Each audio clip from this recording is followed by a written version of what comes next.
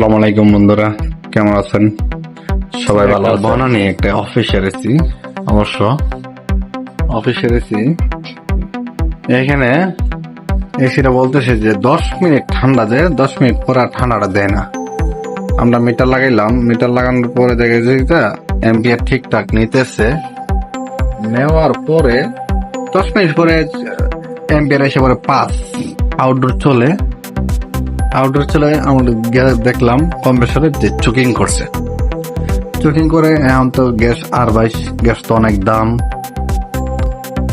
তখন আমি কি করলাম, এসিটা অফ করলাম। অফ করার পরে গ্যাসটা লক করলাম উল্টা। আমরা গ্যাস লক করে আউটডোরে, এটা করলাম ইনডোরে। ইনডোরে লক করলাম।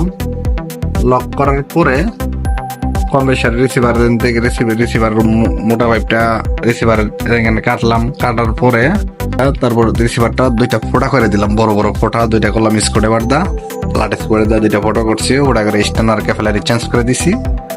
চেঞ্জ করার পরে আলহামদুলিল্লাহ চালাইছি। চালানোর পরে গ্যাস দিছিলাম, গ্যাস দেওয়ার পর চালাইছি।